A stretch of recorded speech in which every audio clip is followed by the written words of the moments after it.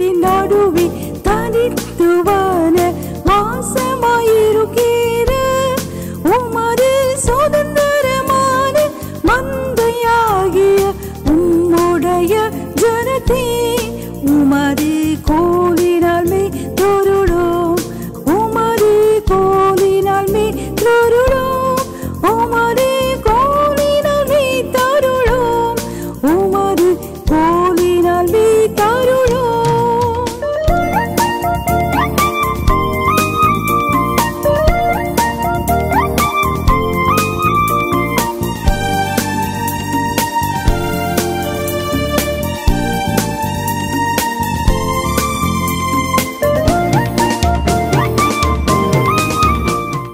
இந்த வேளையிலே நம்முடைய தியானத்துக்காக ஏசாயா 64:4 ஏசாயா தீர்க்க தரிசன புத்தகம் 64ஆம் அதிகாரம் 4ஆம் வசனத்தை வாசிப்போம். தேவனே உமக்கு காத்திருக்கிறவர்களுக்கு நீர் செய்பவைகளை நீரே அல்லாமல் உலக தோற்றம் முதற்கொண்டு ஒருவரும் கேட்டதுமில்லை, செவியால் உணர்ந்ததுமில்லை, அவைகளை கண்டதுமில்லை. கர்த்தர் இந்த வசனத்தை ஆசீர்வதித்து கொடுக்கும்படியாக நான் ஜெபம் பண்ணுவோம். எங்கள் ஜீவன் இரக்கமுள்ள தேவாதிபதியே, நாங்கள் உம்மை நன்றியோடு கூட துதிக்கிறோம், ஸ்தோத்திரிக்கிறையா. இந்த வசனத்தின் மேல் உம்முடைய அபிஷேகத்தை கட்டளையிடும், இந்த வசனத்தின் மேல் உம்முடைய ஆசீர்வாதத்தை கட்டளையிடும் ஆண்டவரே. இந்த வசனத்தை நீர் ஆசீர்வதித்து பெற்று உம்முடைய ஜனத்தை போஷிக்கும்படியாக அடிமையை தாழ்த்தி செபிக்கிறேன். உம்முடைய ஜனத்தோடு கூட நீர் பேசும், உம்முடைய பரிசுத்த சீயோனிலிருந்து உம்முடைய சத்தத்தை தொனிக்க பண்ணும் ஆண்டவரே. இன்றைக்கு உம்முடைய ஜனங்கள் உம்மால் ஆசீர்வதிக்கப்பட்டவர்களாக ஆசீர்வாதத்தின் நிறைவோடு கூட கடந்து போக உதவி செய்யும் ஆண்டவரே. அடிமைக்கு வேண்டிய அபிஷேகத்தின் நிறைவை கட்டளையிடும். உம்முடைய வார்த்தைகள் விடுதலையாய் புறப்பட்டு போவதாக. எல்லா தடைகளையும் வானத்திலும் பூமியிலும் சகல அதிகாரமுள்ள நசரேனா இயேசு கிறிஸ்துவின் வல்லமையுள்ள நாமத்திலே அடிமை கடிந்து அப்புறப்படுத்துகிறேன் ஆண்டவரே, இயேசுவின் நாமத்தில் பிதாவே, ஆமென். 1 கொரிந்தியர் 2ஆம் அதிகாரம் 9ஆம் வசனம் வாசியுங்கள். 1 கொரிந்தியர் 2ஆம் அதிகாரம் 9ஆம் வசனம்.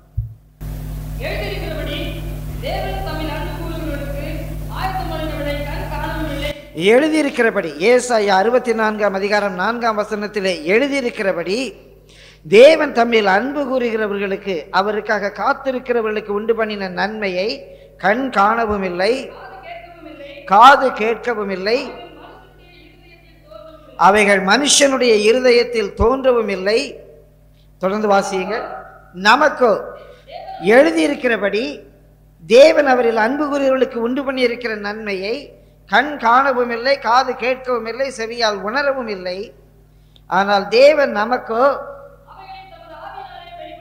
தேவன் அவைகளை தம்முடைய ஆவியினாலே வெளிப்படுத்தினார். பிரியமானவர்களே, நாம் அறிந்து கொள்ளக்கூடிய 3 வழிகள் உண்டு. கண்களாலே காண்கிறோம், காதாலே ஒரு செய்தியை கேட்கிறோம், சில காரியங்கள் நம்முடைய மனதிலேயே தோன்றுகிறது. சர் ஐசக் நியூட்டன் புவியீர்ப்பு விசையை குறித்து ஒரு பழம் விழுகிறதை பார்த்தார், அவர் மனதிலே தோன்றினது. ஆர்க்கிமிடிஸ் என்ற விஞ்ஞானிக்கு மிதப்பின் விதி மனதிலே தோன்றினது.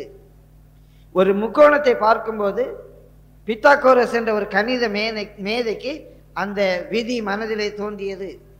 சில காரியங்கள் நமக்கு அப்படி ஒரு இன்ட்யூஷன்ல மனசுல வருகிறது. சில காரியங்களை பார்ப்பதினாலே அறிந்து கொள்ளுகிறோம், சில காரியங்களை காதினாலே கேட்டு அறிந்து கொள்ளுகிறோம். பிரியமானவர்களே, அதிகமாக இந்த 3 அறிவையும் செவி அறிவு என்றே சொல்ல முடியும். எந்த ஒரு பொருளுக்கும் இருக்கிற ஒலியினாலே, சப்தத்தினாலே தான் அதை நாம் அறிந்து கொள்ளுகிறோம். இங்கே ஒரு சாதனம் இருக்கிறது, இதை பார்க்கும்போது மைக் என்று சொல்லுகிறோம். அந்த மைக் என்ற ஒரு சப்தம் தான் இந்த பொருள் எது என்று நமக்கு காட்டுகின்றது. இதை பார்த்தால் கண்ணாடி என்று சொல்லுகிறோம், ஒரு ஒலி இருக்கிறது. பிரியமானவர்களே, தேவனில் அன்பு கூறுகிறவர்களுக்கு, தேவனுக்காக காத்திருக்கிறவர்களுக்கு தேவன் உண்டு பண்ணியிருக்கிற நன்மை மிக பெரியது. இந்த தேவன் உண்டு பண்ணியிருக்கிற நன்மையை நம்முடைய கண்களாலே நாம் காணவில்லை, நம்முடைய காதிலேயே இவைகள் விழவில்லை, நம்முடைய மனதிலேயும் தோன்றவில்லை. அவரில் அன்பு கூறுகிற உங்களுக்காக தேவன் அவ்வளவு நன்மைகளை ஆயத்தம் பண்ணி வைத்திருக்கிறார் பிரியமானவர்களே. ஆனால் நமக்கு ஆவியானவர் அவைகளை நம்முடைய ஆவியிலே வெளிப்படுத்துகிறார். ஏற்ற வேளையிலே நம்முடைய மனம் அதை புரிந்து கொள்ளுகிறது. தனிப்பட்ட வாழ்க்கைகளை தேவன் நமக்காக உண்டு பண்ணி இருக்கிற நன்மைகளை, ஆயத்தம் பண்ணி இருக்கிற நன்மைகளை நம்முடைய கண்கள் ஒருவேளை இன்று காணாமல் இருக்கலாம். யார் அதை குறித்து நம்முடைய செவிகளில் சொல்லாமல் இருக்கலாம். நம்முடைய மனதிலே கூட அது தோன்றாமல் இருக்கலாம். பிரியமானவர்களே, ஆவியானவர் அவைகளை நம்முடைய ஆவியிலே வெளிப்படுத்தி கொண்டே இருக்கிறார். நமக்கு தனிப்பட்ட முறையிலே மாத்திரமல்ல, தனித்தனியாக நம் ஒவ்வொருவருக்காகவும் தேவன் பொதுவாக உண்டாக்கி வைத்திருக்கிற எத்தனையோ ஆசீர்வாதங்கள், நன்மைகள் உண்டு.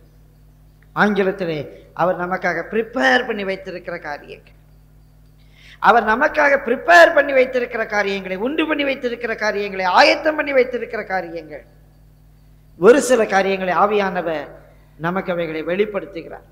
முதலாவதாக லூக்கா 2ஆம் அதிகாரம் 29ஆம் வசனம் முதற்கொண்டு இப்படியாக வாசிக்கிறோம். லூக்கா 2ஆம் அதிகாரம் 29ஆம் வசனம்.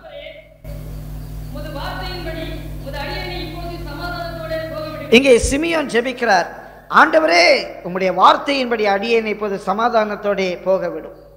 ஒருவேளை தேவன் சிமியோனுக்கு இப்படிப்பட்ட ஒரு வார்த்தை கொடுத்திருந்தார். இதை நீ காணும் முன்பாக, இது உன்னுடைய வாழ்க்கையிலே சம்பவிப்பதற்கு முன்பாக நீ மரணத்தை காண மாட்டாய் என்று ஒரு வார்த்தை கொடுத்திருந்தார் போல. இப்போது சிமியோன் சொல்லுகிறார், ஆண்டவரே உம்முடைய வார்த்தையின்படி நீர் சொன்ன வாக்குத்தத்தை நிறைவேறிவிட்டது. நீர் சொன்னதை நான் பார்த்து விட்டேன். இப்போது நீர் எனக்கு கொடுத்த உம்முடைய வார்த்தையின்படி அடியேனை சமாதானத்தோடு போக விடுகிறீர். வாசியுங்கள். புற ஜாதிகளுக்கு பிரகாசிக்கிற ஒளியாகவும் உம்முடைய ஜனமாகிய இஸ்ரவேலுக்கு மகிமையாகவும்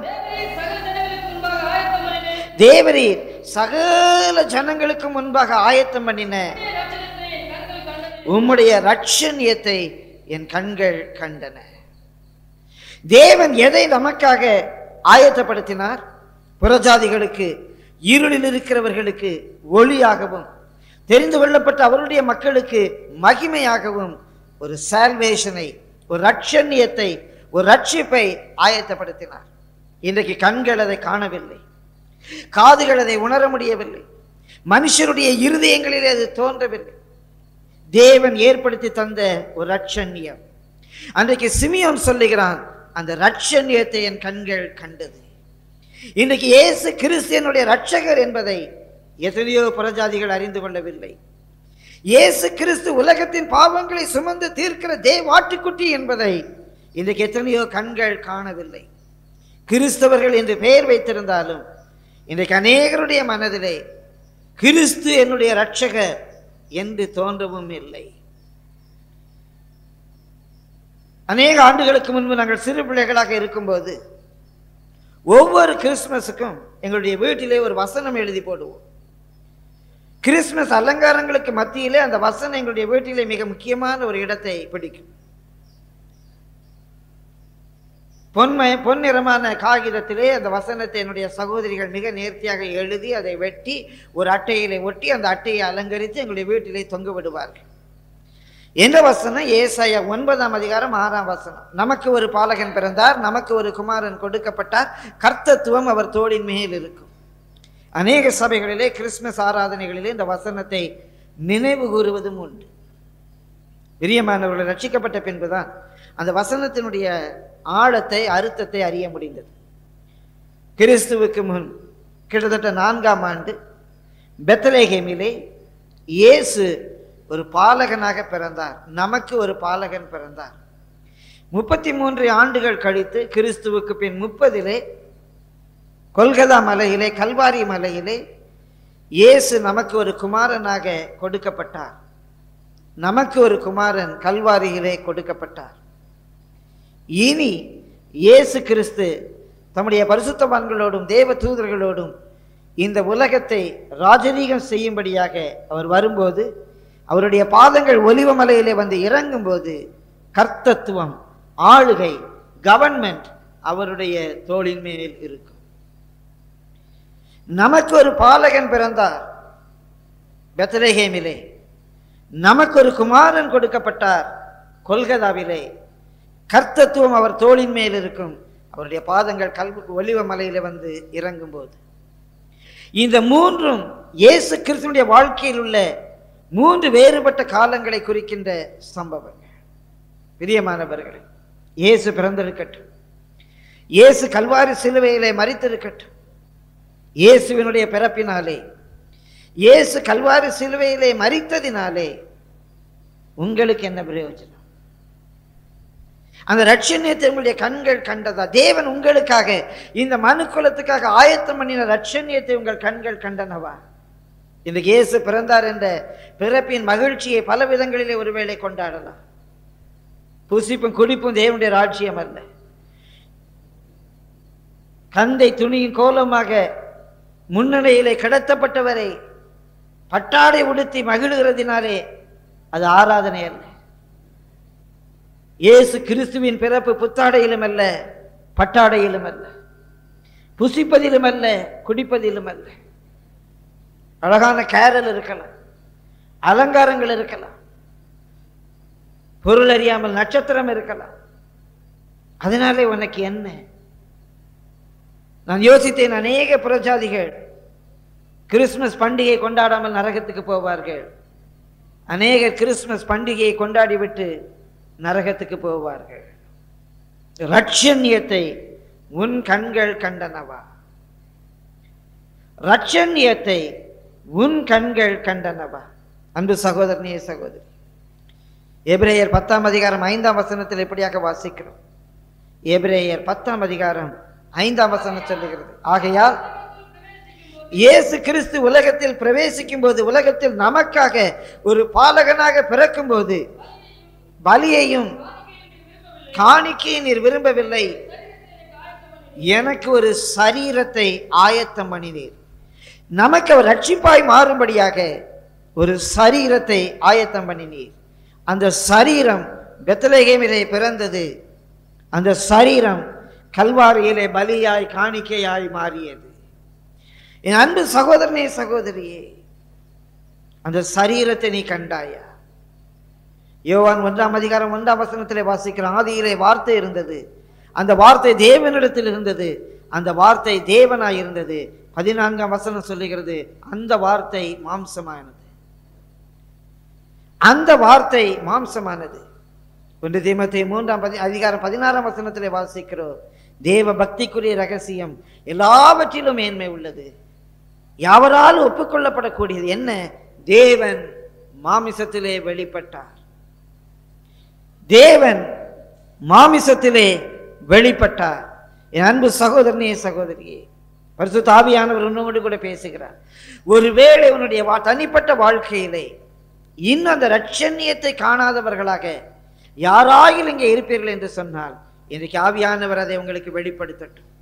அது தேவன் நமக்காக ஆயத்தம் பண்ணின ரட்சிப்பு. பாவத்திலிருந்து, சாபத்திலிருந்து, அநியாயத்திலிருந்து, அக்கிரமத்திலிருந்து, நரகாக்கினையிலிருந்து நமக்குரிய விடுதலை. ரட்சிப்பு என்றால் விடுதலை, தேவன் உண்டு பண்ணின விடுதலை. இதை இன்றைக்கு கண்கள் காணவில்லை, மனுஷருடைய மனதிலே தோன்றவில்லை. நமக்கு பரிசுத்த ஆவியானவர் அதை வெளிப்படுத்தி தந்திருக்கிறார். ஹல்லேலூயா, ஹல்லேலூயா. நமக்கு தெரியும், இயேசு நம்முடைய ரட்சகர், நமக்காக பலியான செம்மறி அவர் என்று நாம் அறிந்திருக்கிறோம். அது மாத்திரமல்ல, இரண்டாவதாக சங்கீதம் 10:17,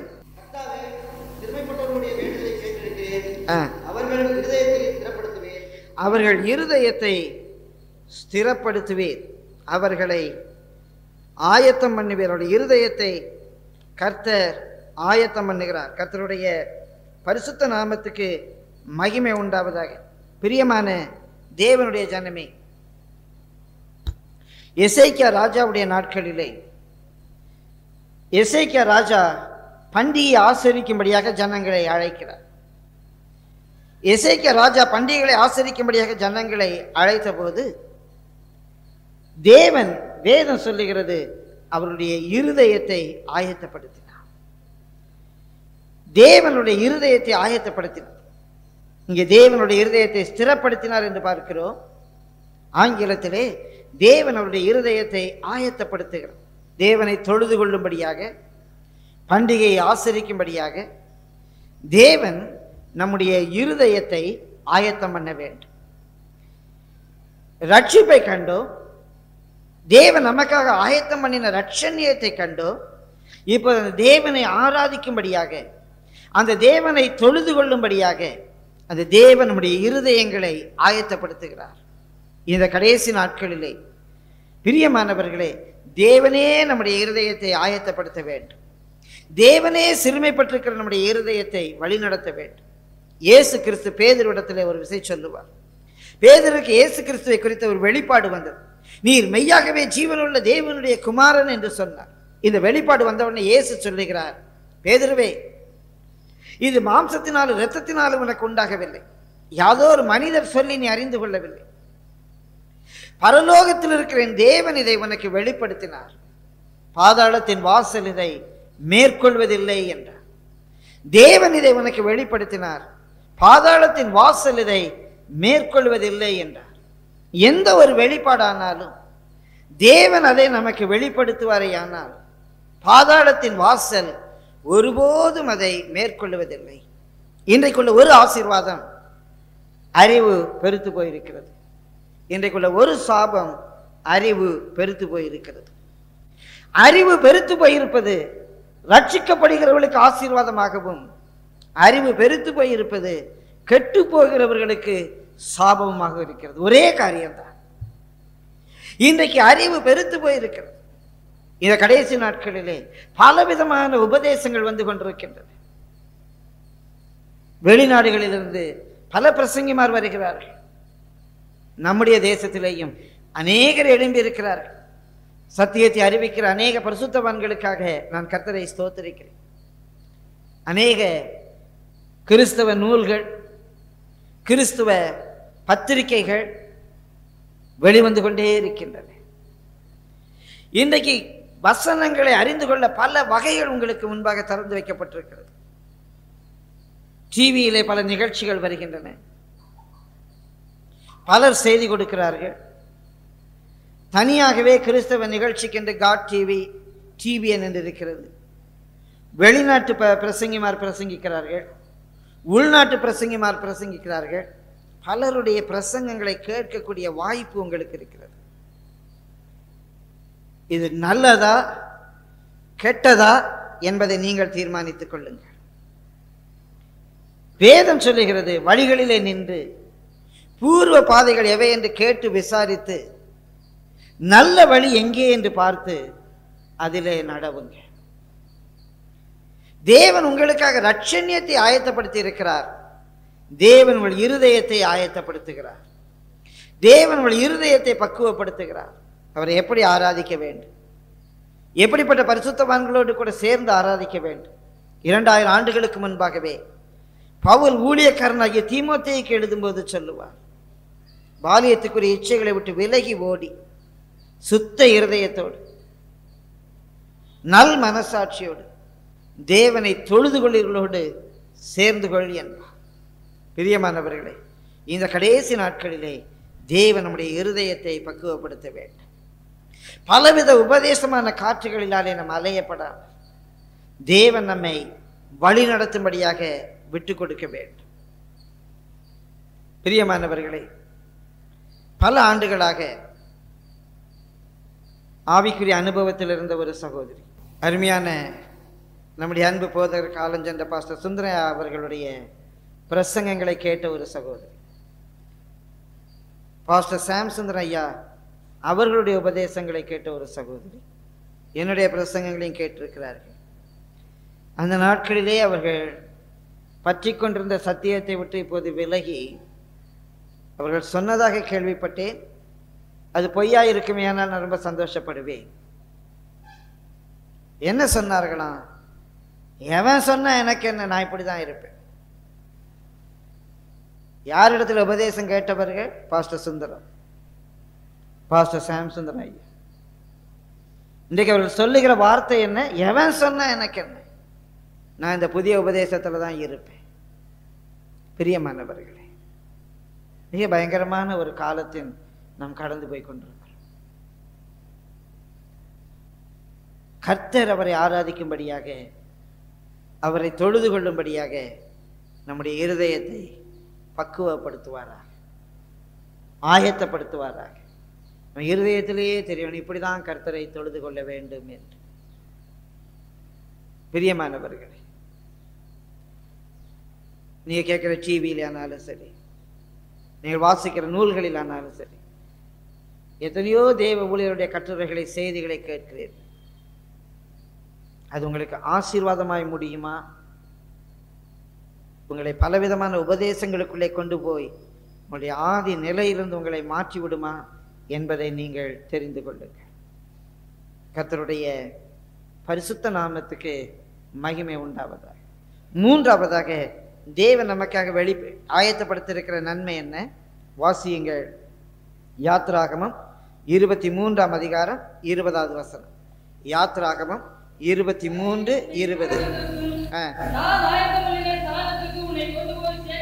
திரும்ப வாசியுங்கள். வழியில் உன்னை காக்கிறதற்கும் நான் ஆயத்தம் பண்ணின ஸ்தலத்திற்கு உன்னை கொண்டு போய் சேர்க்கிறதற்கும் நான் ஒரு தூதனை உனக்கு முன்னே அனுப்புகிறேன். தேவன் நமக்காக ஒரு ரட்சிப்பை ஆயத்தப்படுத்துகிறார். தேவன் அந்த ரட்சிப்பை நாம் சுதந்திரிக்கும்படியாக நம்முடைய இருதயத்தை ஆயத்தப்படுத்துகிறார். மூன்றாவதாக, தேவன் ரட்சிக்கப்பட்ட நம்மை, விடுதலையாக்கப்பட்ட நம்மை ஒரு ஸ்தலத்திலே கொண்டு வந்து நிறுத்துகிறார். நமக்காக தேவன் ஒரு ஸ்தலத்தை ஆயத்தம் பண்ணி இருக்கிறார். இந்த உலகத்திலேயே ரட்சிக்கப்பட்ட நாம் தெருவிலே வீசப்பட்டு போவதில்லை.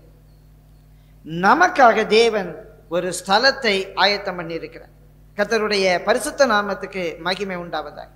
பிரியமானவர்களே, இஸ்ரவேல் ஜனங்கள் எகிப்திலே எங்களுக்கு ஒரு தனி நாடு வேண்டும் என்று போராடவில்லை. எகிப்திலேயே கோஷான் தேசத்தை எங்களுக்கு தனி நாடாக பிரித்து விடுங்கள் என்று அவர்கள் போராடவில்லை. எகிப்தில் உள்ள செல்வம் கொழிக்கிற நைல் நதி கரையிலே எங்களுக்கு ஒரு இடம் வேண்டும் என்று அவர்கள் கேட்கவில்லை. இன்றைக்கு இஸ்ரவேல் ஜனங்கள் விரும்பினதெல்லாம் ஒரு தனி நாடு அல்ல. அன்றைக்கு இஸ்ரவேல் ஜனங்கள் விரும்பினதெல்லாம் நைல் நதி கரையிலே ஒரு செல்வம் செழிக்கிற கொழிக்கிற ஒரு இடம் அல்ல. தேவன் எங்களுக்காக குறித்த இடம், தேவன் எங்களுடைய முற்பிதாக்களுக்கு வாக்குத்தத்தம் பண்ணின இடம். அந்த இடத்துக்கு நாங்கள் போக வேண்டும், அந்த ஸ்தலத்துக்கு நாங்கள் போக வேண்டும். அவருடைய இருதயத்தின் வாஞ்சையெல்லாம் அந்த ஸ்தலத்துக்கு நாங்கள் போக வேண்டும், அந்த இடத்துக்கு நாங்கள் போக வேண்டும். எங்களுக்காக தேவன் குறித்த ஒரு இடம் உண்டு. என் அன்பு சகோதரனே, சகோதரியே, இது ஆவிக்குரிய ஒரு பெரிய ரகசியம். தேவன் ஆபிரகாம் இடத்திலே, ஆபிரகாமே, உன் ஏக புதல்வனும் உன் குமாரனுமாகிய ஈசாக்கை பலியிடு என்று சொன்னார். ஆபிரகாம் பலியிட புறப்பட்டு போனான். அதில் ஆபிரகாம் பலியிட புறப்பட்டு போனதல்ல, ஆபிரகாம் குழந்தையை பலியிட்டான் என்பதல்ல, தேவனுடைய வார்த்தைக்கு கீழ்ப்படிந்தான் என்பதல்ல. தேவன் அவனுக்காக குறித்த இடத்துக்கு, காண்பித்த இடத்துக்கு போனான். ரகசியத்தை கேளுங்கள். ஒருவேளை தேவ சத்தத்துக்கு கீழ்ப்படிந்த ஆபிரகாம் ஈசாக்கை தன்னுடைய கூடாரத்துக்கு பின்னாலேயே பலியிட்டிருக்கலாம். அப்படி பலியிட்டால் ஒருவேளை மனைவிக்கு தெரியும், சாராளுக்கு தெரிய வரும் என்று எண்ணி கொஞ்சம் தூரமாக போய் பலியிட்டிருக்கலாம். அவள் கண் காணாத இடத்திலே பலியிட்டிருக்கலாம். ஆனால் 3 நாட்களாக அவன் பிரயாணம் பண்ணிக்கொண்டே இருக்கிறான். தேவன் எந்த மலை என்று அட்ரஸ் கொடுக்கவில்லை, நான் காண்பிக்கும் மலை என்று சொன்னார். எத்தனையோ மலைகள் வந்திருக்கும், குன்றுகள் வந்திருக்கும், எத்தனையோ தோட்டங்கள், துறவுகள் வந்திருக்கும். ஒவ்வொன்றாக கடந்து போய்கொண்டே இருக்கிறான். மோரியா மலையின் அடிவாரத்திலே வரும்போது அவனுடைய உள்ளத்திலே தோன்றுகிறது, தேவன் குறித்த ஸ்தலம் இதுதான். அது எப்படி ஆபிரகாமுக்கு தெரியும் எனக்கு தெரியவில்லை. தேவன் ஆபிரகாமுக்கு காண்பிக்கிறார், நான் உன்னுடைய குழந்தையை நீ பலியிடும்படியாக ஆயத்தம் பண்ணின ஸ்தலம் என்று. அந்த மலையின் அடிவாரத்திலே அல்ல, தன்னுடைய பிள்ளையாண்டானை கூட்டிக் கொண்டு ஆபிரகாம் மலையிலே ஏற ஆரம்பிக்கிறான்.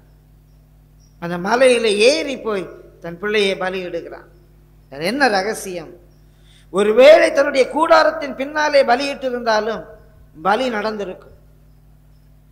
வழியிலே ஒரு இடத்திலே பலியிட்டு இருந்தாலும் பலி நடந்திருக்கும். மலையின் அடிவாரத்திலே பலியிட்டு இருந்தாலும் பலி நடந்திருக்கும். ஆபிரகாம் தன் மகனை பலியிட்டான் என்று ஒருவேளை வரலாற்றிலே நாம் நினைப்போம். ஆனால் அங்கே ஈசாவுக்கு பரிகாரமாக, பிராயச்சித்தமாக, பிரதியாக தேவன் ஆயத்தம் பண்ணி இருந்த பலியாடு அவர் ஆயத்தம் பண்ணின மலையிலே தான் இருந்தது. ஹல்லேலூயா. தேவன் ஆபிரகாமுக்காக ஆயத்தம் பண்ணின மலையிலே தான் அந்த பலியாடு இருந்தது. நேற்று ஒரு அருமையான தேவ ஊழியர் என்னோடு கூட பேசிக் கொண்டிருந்தார். பேசிக்கொண்டிருக்கும் போது அவருடைய செய்தியின் ஒரு பகுதியை சொன்னார். உன்னத பாட்டிலிருந்து அங்கே மணவாளனுடைய கதவு தட்டுகிற சத்தம் கேட்கிறது. மணவாட்டி கதவை திறக்கிறார். என் நேசருக்காக கதவை திறந்தேன் என்று சொல்லுகிறார். அந்த ஊழியக்காரர் சொன்னார், இன்னைக்கு எத்தனையோ பேர் யார் யாருக்காகவோ கதவை திறக்கிறார்கள். இங்கே மணவாட்டியோ தன் நேசருக்காக கதவை திறந்தார். தன் நேசருக்காக கதவை திறந்தார். வேதம் சொல்லுகிறது, மாடு தன்னுடைய முன்னணையை அறியும். பகலெல்லாம் மாடு அங்கே புல் திங்க உணவருந்த போகிறது, மேய போகிறது. மாலையிலே வீடு திரும்புகிறது. பல தெருக்கள் வழியாக, வீதிகள் வழியாக, சாலைகள் வழியாக, பல கட்டிடங்களை கடந்து அந்த மாடு வருகிறது. ஒவ்வொரு தெருவாக, ஒவ்வொரு வீதியாக, ஒவ்வொரு வீடாக கடந்து வருகிற மாடு ஏதோ ஒரு வீட்டுக்குள்ளே போய் நுழைந்து விட என் தேவன் சொல்லுகிறார், அந்த மாட்டுக்கு தெரியும் தன் முன்னணை எது என்று. அந்த மாட்டுக்கு தெரியும் தன் முன்னணை எது என்று. பகலிலே ஆகாரம் தேட போன பறவை மாலையிலே பறந்து வருகிறது. பல மரங்களை தாண்டி வருகிறது. பல மரங்களில் உள்ள பல கூடுகளை தாண்டி வருகிறது.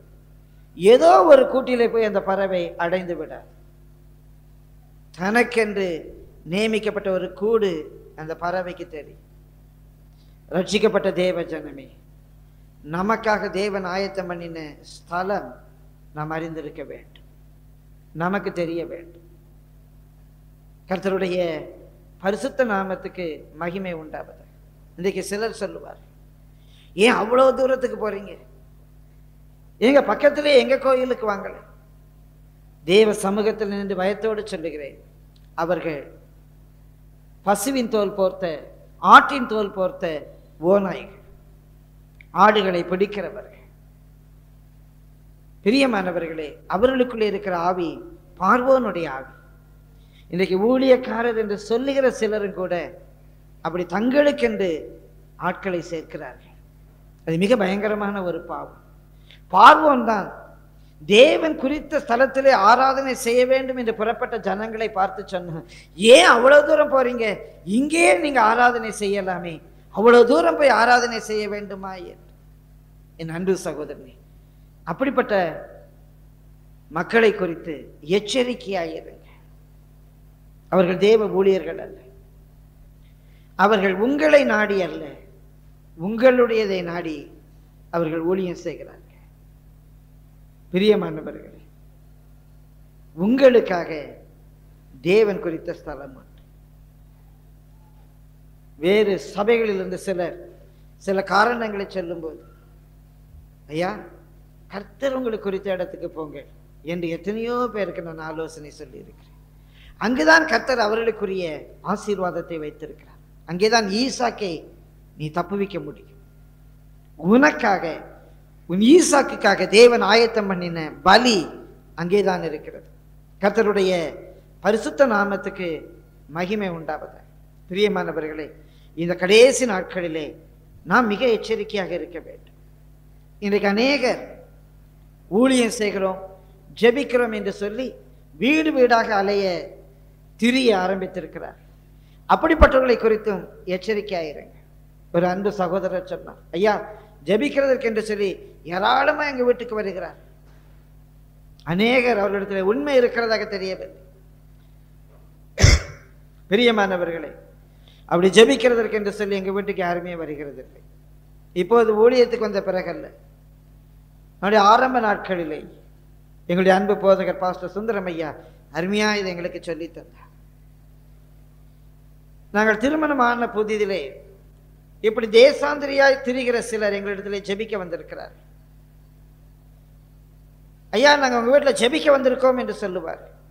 நான் அன்பாய் கண்டிப்பாக இவரிடத்துல சொல்லுவேன், அம்மா, பிரதர், எங்களுக்காக ஜெபிப்பதற்காக எங்களுடைய போதகர் இருக்கிறார்கள், எத்தனையோ இந்து குடும்பங்கள் இருக்கின்றன, அங்கே போய் ஜெபியுங்கள் என்று சொல்லுவேன். அவர்களை பார்த்து ஒரு கேள்வி கேட்பேன், நீங்கள் எந்த சபையை சேர்ந்தவர்கள்? உதாரணம், எந்த சபையும் சேரல. நான் சொல்றேன், இப்படி நீங்கள் ஒரு தேசாந்திரியாய் திரிவதற்கு அலைவதற்கு வேதத்தில் அனுமதி இல்லையே, ஏன் நீங்கள் ஒரு ஆவிக்குரிய சபையில் இருக்கக்கூடாது? நாங்கள் ஒரு ஆவிக்குரிய சபையில் இருக்கிறோம், எங்களுடைய போதகர் சுந்தரையா, எங்களுக்கு ஒரு போதகர் சாம் சுந்தரையா இருக்கிறார், நீங்கள் ஏன் இப்படி அலைகிறீர்கள் என்று அவரிடத்தில் கேட்பேன். அவர்களுக்குள்ளேயே ஒரு நெட்வொர்க் இருக்கிறது என்னவோ தெரியவில்லை, கொஞ்சம் கொஞ்சமாக யாருமே வருகிறது நின்று போய்விட்டு. பிரியமானவர்களே, A.W. டோசர் என்ற பரிசுத்தவான் இப்படியாக எழுதுகிறார். A.W. டோசர், ஒருவன் வழியிலே ஒருவனுக்கு துப்பாக்கியை காட்டி வழிப்பறி செய்கிறான், அதை விட மோசமானது ஒருவன் ஒரு வீட்டுக்குள்ள போய் அங்கே இருக்கிற தாயாரை பார்த்து, உங்களை பார்த்தா எங்கள் அம்மா மாதிரியே இருக்குது, உங்களை பார்த்தா எவ்வளோ எனக்கு எங்கள் அம்மா நினைவு வருது, உங்களுக்காக எனக்கு ரொம்ப பாரம், உங்களுக்காக நான் ஜெபிக்க போகிறேன் என்று அவரிடத்தில் காசு வாங்குவதற்காக இந்த வார்த்தைகளை பேசி ஜெபிக்கிறானே, இவன் துப்பாக்கியை காட்டி வழிப்பறி செய்கிற இவனை விட மிக மோசமானவன். அவனை ஊழியக்காரர்கள் என்று ஏற்றுக்கொள்ளாதே. துப்பாக்கியை காட்டி வழிப்பறி செய்கிறவர்களை விட காசு வாங்குவதற்காக இயேசுவின் பெயரை சொல்லி உங்களிடத்தில் ஜெபிக்கிறோம் என்று சொல்லுகிறார்களே, அவர்களை குறித்து ஜாக்கிரதையாயிருங்க. பிரியமானவர்களே, கர்த்தருடைய பரிசுத்த நாமத்துக்கு மகிமை உண்டாவதாக. என்னிடத்துல ஒருவர் சொன்னார், ஏன் இவ்வளோ கஷ்டப்பட்டு மெசேஜ் எல்லாம் எடுக்கணும், ஏன் இவ்வளோ புத்தகங்கள்லாம் படிக்கிறீங்க, ஏன் இவ்வளோ நேரம் முட்டி போட்டு ஜெபம் பண்ணணும்? டெய்லி ஒரு 10 வீட்டுக்கு போனோம்னா சராசரியாக ஒரு 200-300 ரூபா கிடைக்கும். 2 வீட்டில் சாப்பாடு கொடுத்துருவாங்க, காஃபி டிஃபன் கொடுத்துருவாங்க, மாதத்துக்கு 6000 ரூபா 7000 ரூபா வந்துடும். இதை கேட்டு எத்தனை பேர் ஆரம்பிக்க போறீங்களோ தெரியாது. கர்த்தர் உங்களை காப்பாராக. மோசம் போகாதிருங்கள், தேவன் தன்னை பரியாசம் பண்ண விட்டார். நேற்று ஒரு சகோதரனை சந்திக்க வந்தார். ஐயா, நான் ஊழியம் செய்கிறேன், நான் ரொம்ப சந்தோஷம் அப்படின்னு, நான் ரொம்ப ஏழை அப்படின்னாரு. அப்படிங்களா அப்படின்னு, என்ன விஷயம் வந்தீங்க அப்படின்னு, இல்லை நீங்கள் ஏழைகளுக்கெல்லாம் ரொம்ப உதவி செய்கிறீங்கன்னாரு. சிரிச்சேன். இப்படியே என்னை பார்த்தாரு, ஐயா நீங்கள் கேட்டது தப்பாக கேட்டீங்க, ஏழைங்கள்லாம் எனக்கு ரொம்ப உதவி செய்கிறாங்கன்னு. நான் ஏழைகளுக்கு உதவி செய்கிறேன்னு நினச்சி யாரும் உங்கள்கிட்ட தப்பாக சொல்கிறாங்க, ஏழைகள்லாம் எனக்கு உதவி செய்கிறாங்க ஐயா அப்படின்னு. அவரை நான் ஊக்கப்படுத்தவில்லை. அன்பு சகோதரனே சகோதரி, தேவன் ஆயத்தம் பண்ணின ஒரு ஸ்தலம் உண்டு. ஏசாயா 80ஆம் அதிகாரம், மன்னிக்கவும், சங்கீதம் 80:8-9 வாசியுங்கள். சங்கீதம் 80 8ஆம் வசனம் 9ஆம் வசனம்.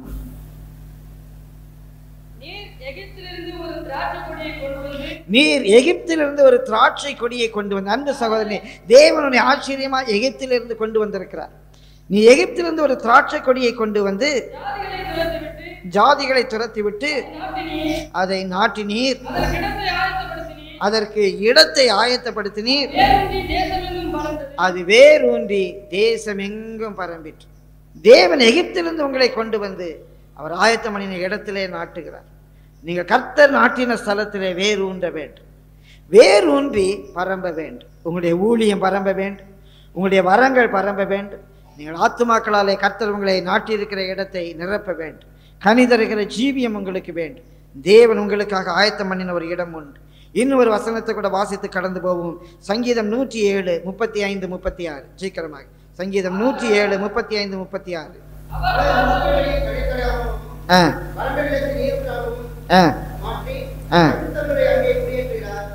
அங்கே அவர்கள் குடியிருக்கும் நகரத்தை கட்டி வயல்களை உண்டாக்கி விதைத்து ராஜதொண்டர்களை நாட்டுகிறார். இப்போது கர்த்தருடைய பரிசுத்த நாமத்துக்கு மகிமை உண்டாவதாக. தேவன் நமக்காக ஒரு இடத்தை ஆயத்தம் பண்ணுகிறார். வறண்டிருக்கிற அந்த இடத்தையும் கர்த்தர் செழிப்பான இடமாக மாற்றுவார், நம்மை ஆசீர்வதிப்பார். மூன்றாவதாக தேவன் நமக்காக இதை ஆயத்தம் பண்ணுகிறார். நான்காவதாக தேவன் நமக்காக இதை ஆயத்தம் பண்ணுகிறார். வாசியுங்கள். சங்கீதம் 68:10. 68ஆம் சங்கீதம் 10ஆம் வசனம்.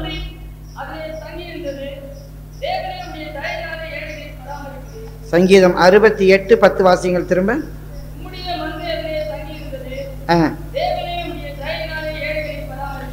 கர்த்தருடைய பரிசுத்த நாமத்துக்கு மகிமை உண்டாவதாக.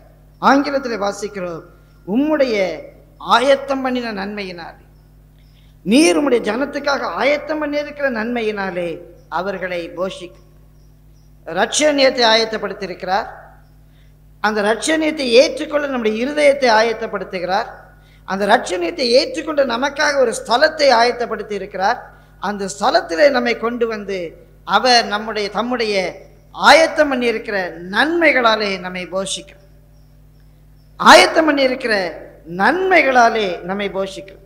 பிரியமானவர்களே, கர்த்தர் இப்படி நம்மை ரட்சித்து ஆசீர்வதித்து நம்மை அவர் ஆயத்தம் பண்ணின ஸ்தலத்துக்கு கொண்டு வந்து தம்முடைய நன்மைகளை ஏராளமாய் தாராளமாய் கட்டளையிடுகிறார்.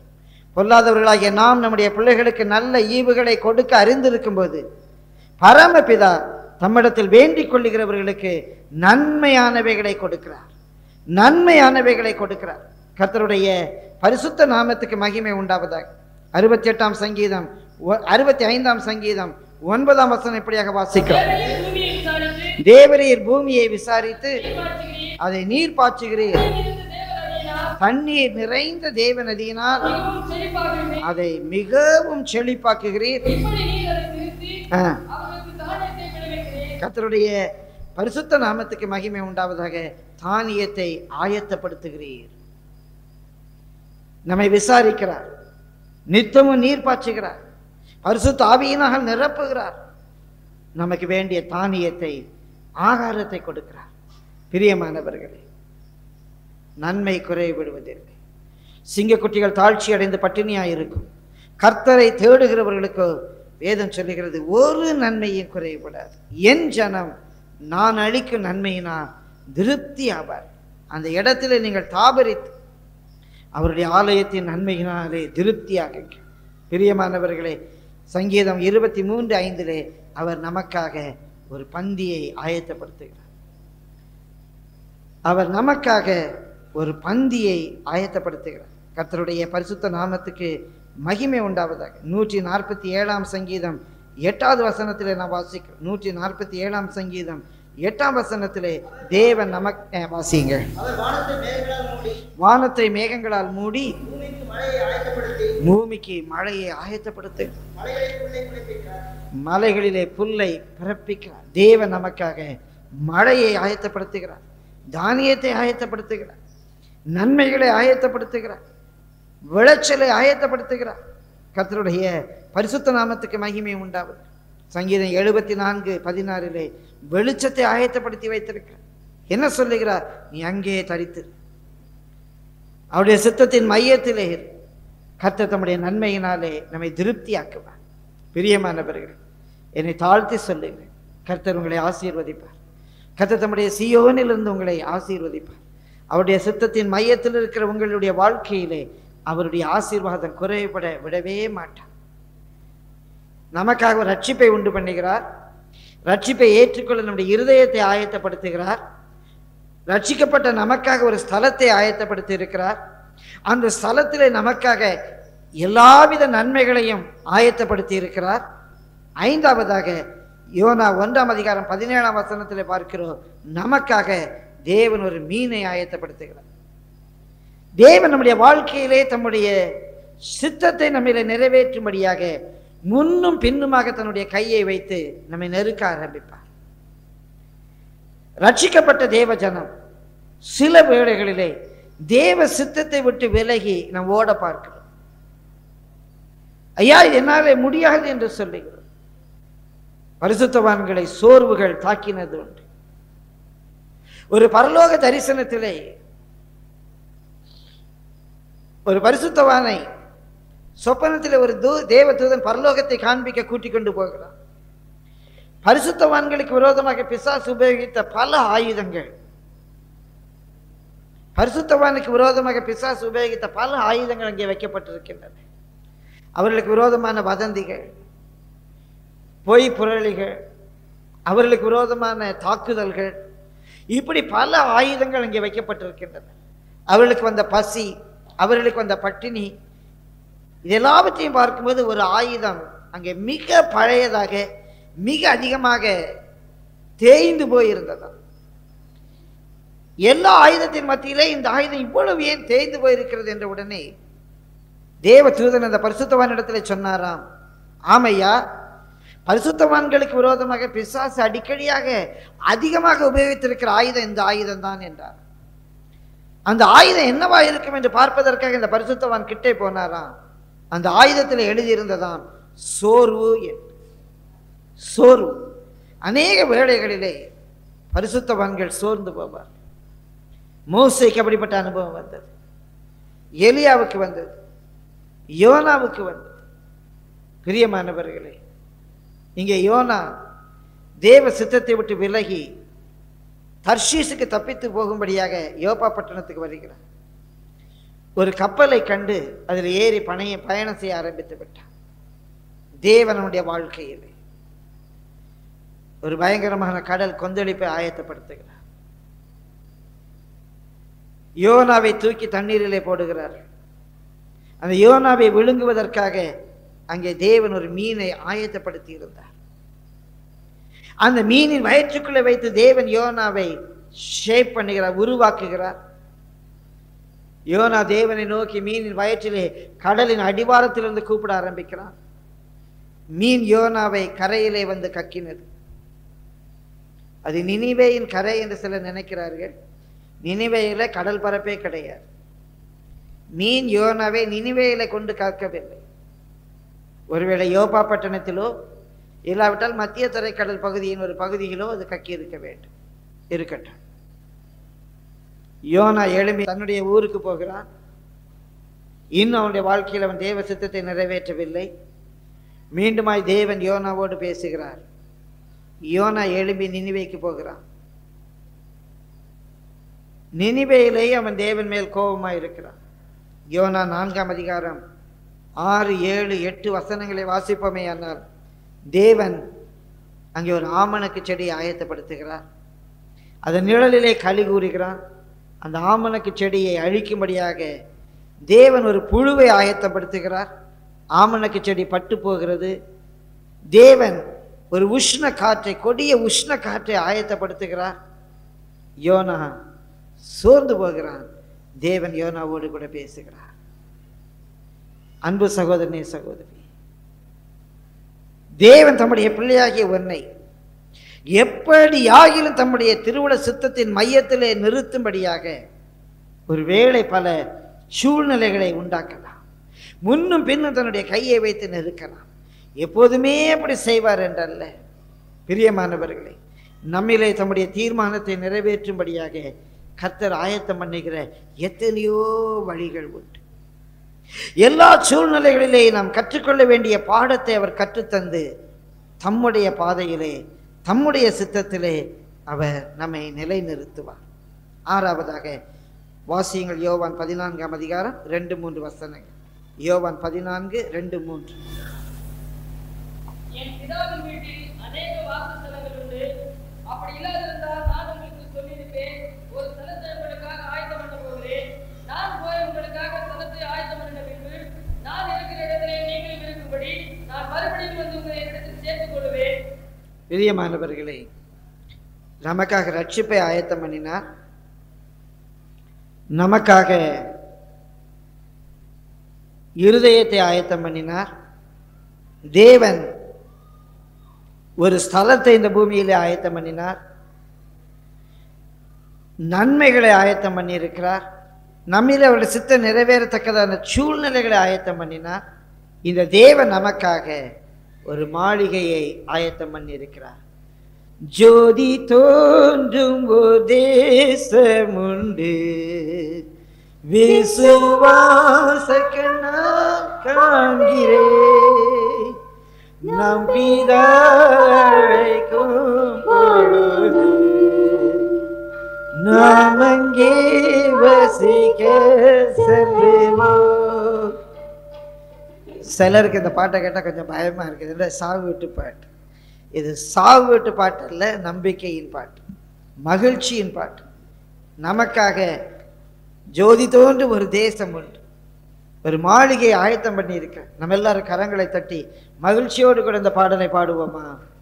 ஜோதி தோன்றமாக சமுண்டே எல்லாரும் மகிழ்ச்சியோடு நம்பிக்கையோடு பாடுங்க. விசுவாச கண்கள் glory glory glory நம்பினாய் கண்பொழுது நாமங்கே வசிக்க செல்வாய் இந்தரே விஜரி பாஜகாரையாம் சந்திப்போம் இந்தரே விஜரி பாஜகாரையாம் சந்திப்போம் ஏழைக்கும் அங்கு ஒரு மாளிகை இவைக்கும் மாளிகை கொண்டங்கே என்ற நல்வி பாரோ கைகிறார்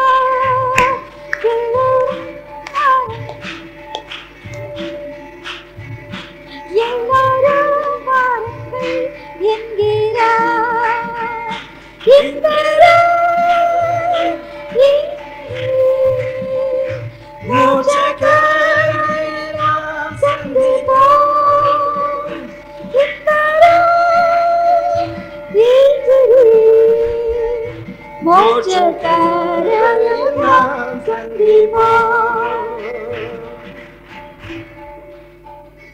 ஏழைக்கும் அங்கு ஒரு மாளிகை உண்டென்று இன்பர் இயேசு அழைக்கும். பிரியமானவர்கள், அருமையான நம்முடைய தேவன் நம்ம மறித்து எங்கேயோ போறோமோ என்று நினைக்க வேண்டாம். நமக்காக ஒரு ஸ்தலத்தை ஆயத்தம் பண்ணியிருக்கிறார். பிரியமானவர்களே, ஆயத்தம் பண்ணப்பட்ட ஒரு பரலோகம் நமக்கு உண்டு, ஒரு பரம எருசலேம் நமக்கு உண்டு. கர்த்தருடைய பரிசுத்த நாமத்துக்கு மகிமை உண்டாவதாக. தேவன் நமக்காக ஒரு ஸ்தலத்தை ஆயத்தம் பண்ணியிருக்கிறார். பாஸ்டர் சுந்தரையர் சொல்லுகிற ஒரு சம்பவம் எனக்கு ஒரு கதை நினைவுக்கு வருகிறது. ஒரு அருமையான பணக்கார அம்மா, நல்ல விசுவாசி. அவர்கள் மரித்து பரலோகத்துக்கு போனார்கள். பரலோகத்துக்கு போகும்போது அங்கே அநேக மாளிகைகள் இருந்தது. ஒவ்வொரு மாளிகையாய் பார்த்து கொண்டே போகிறார். நமக்கு இங்கே ஒரு மாளிகை இருக்கு என்று சொல்லி அந்த அம்மாவுக்கு ரொம்ப நம்பிக்கை. அப்போ பார்க்கும்போது அங்கே ஒரு பெரிய நல்ல அலங்கரிக்கப்பட்ட ஒரு மாளிகை இருந்தது. அந்த அம்மா பார்த்துட்டு கேட்டாங்களா, இந்த மாளிகை உங்களுக்கு இது யாருடைய மாளிகைன்னு கேட்டாங்க. அப்போ தேவதூதன் சொன்னான்னா, அம்மா உங்களுக்கு ஒருத்தன் வண்டி ஓட்டுவாங்க இல்லையா, குதிரை வண்டி, ஜட்கா, இந்த ஜட்கா டிரைவருடைய மாளிகை அப்படின்னாங்க. அந்த அம்மாவுக்கு ரொம்ப சந்தோஷம். நமக்கு வண்டி ஓட்டுறவன் குதிரை வண்டி, அதாவது தான் குதிரை வண்டி தானே, நமக்கு குதிரை வண்டி ஓட்டுறவனுக்கு இவ்வளோ அருமையான மாளிகை இருக்குது, அப்போ நமக்கு எவ்வளோ பெரிய மாளிகை இருக்கும் என்று பார்த்தாங்க. கொஞ்சம் தள்ளி போனால் பக்கத்துலேயே ஒரு சின்ன குடிசை மாதிரி இருந்துச்சு. அந்த அம்மா கேட்டாங்களா, இந்த குடிசை யாருக்குன்னாங்களா? பெரிய பணக்கார அம்மா. அந்த தேவதூதன் சொன்னான்னா, அம்மா இது உங்களுக்கு தான். அந்த அம்மாவுக்கு ரொம்ப கோவம் வந்துச்சு. என்ன, என் கூட கோயிலுக்கு வந்து தான் அந்த டிரைவரே ரட்சிக்கப்பட்டான், அந்த வண்டிக்காரனுக்கு இவ்வளோ பெரிய மாளிகை, எனக்கு என்ன இவ்வளோ சின்ன மாளிகை கட்டியிருக்கீங்க அப்படின்னா. அப்போ தேவதூதன் சொன்னான்னா, நீங்கள் கோவப்படாதீங்க, நீங்கள் பூலோகத்துலேருந்து என்னென்ன அனுப்பி வைக்கிறீங்களோ அதை வச்சு தான் இங்கே மாளிகை கட்டுறோம். நான் அவன் அனுப்பி வச்சதை வச்சு அவனுக்கு மாளிகை கட்டியிருக்கிறோம், நீங்கள் அனுப்புனதை வச்சு உங்களுக்கு மாளிகை கட்டியிருக்கிறோம் அப்படின்னா. அவங்க ஒருவேளை நிறைய பணம் கொடுத்துருக்கலாம். பிரியமானவர்களே, ஒருவேளை இன்றைக்கு உலகத்திலே வேண்டுமானால் ஊழியத்தை ஆதாய தொழிலாக செய்கிறவர்கள் பணத்துக்கு பின்னாலே போவார்கள், பணத்துக்காக விசுவாசிகளை வஞ்சிப்பார்கள். பரலோகத்தை நம்பி செய்கிறவர்களுக்கு பணத்தை வைத்து மாளிகை கட்ட முடியாது. பரலோகத்தில் நீ மாளிகை கட்ட உன்னுடைய தியாகங்கள், உன்னுடைய திவ்ய சுபாவங்கள் தேவை. 6 காரியங்களை பார்த்தோம். தேவன் நமக்காக ஆயத்தம் பண்ணி இருக்கிறவைகள்.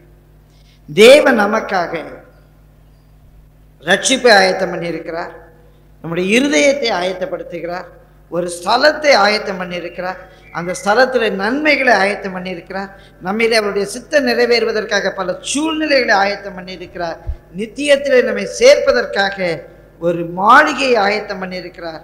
இவைகள் எல்லாவற்றையும் ஆயத்தம் பண்ணின தேவன் மத்தேயு 25:41 இப்படியாக வாசிக்கிறோம். மத்தேயு 25:41 வாசிங்க. அப்பொழுது இடது பக்கத்தில் நின்றவரை பார்த்து, அவர் சபிக்கப்பட்டவர்களே, என்னை விட்டு பிசாசுக்காகவும்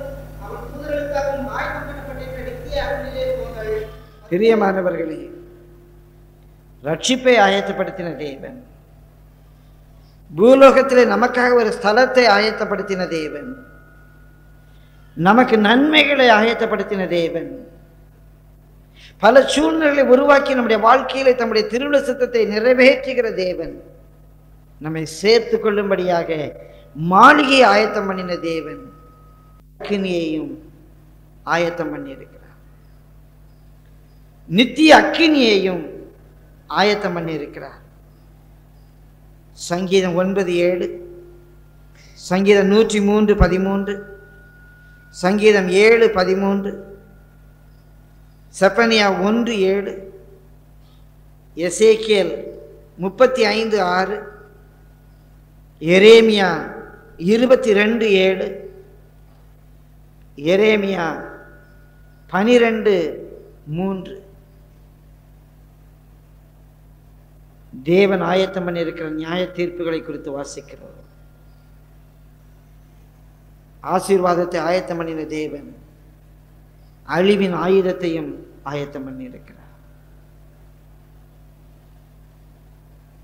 நமக்காக ரட்சிப்பை ஆயத்தம் பண்ணின தேவன், அந்த ரட்சிப்பின் சுதந்திரத்தை ஆயத்தம் பண்ணின, ரட்சிப்பை சுதந்திரிக்க நம்முடைய இருதயத்தை ஆயத்தம் பண்ணின தேவன், நமக்காக இந்த பூமியிலே ஒரு ஸ்தலத்தை ஆயத்தம் பண்ணின தேவன், நமக்கு வேண்டிய எல்லா நன்மைகளையும் ஆயத்தம் பண்ணின தேவன், பல சூழ்நிலை ஆயத்தம் பண்ணி நம்முடைய வாழ்க்கையிலே தம்முடைய திருவுள சித்தத்தை நிறைவேற்றுகிற தேவன்,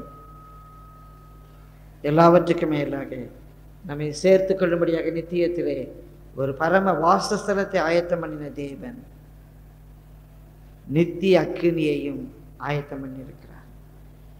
பிசாசானவனுக்கும் அவனுடைய கிரியைகளை செய்கிற அவனுடைய தூதர்களுக்குமாக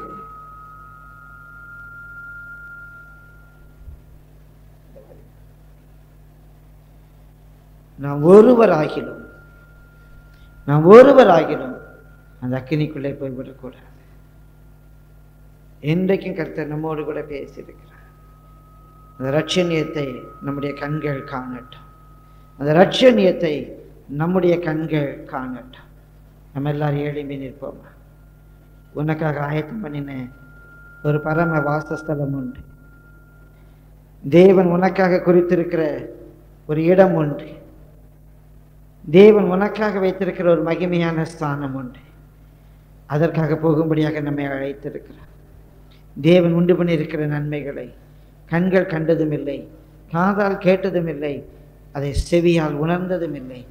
நமக்கோ ஆவியானவர் அவர்களை வெளிப்படுத்துகிறார். ஹல்லேலூயா, ஹல்லேலூயா, பிரைஸ் யூ லார்ட்.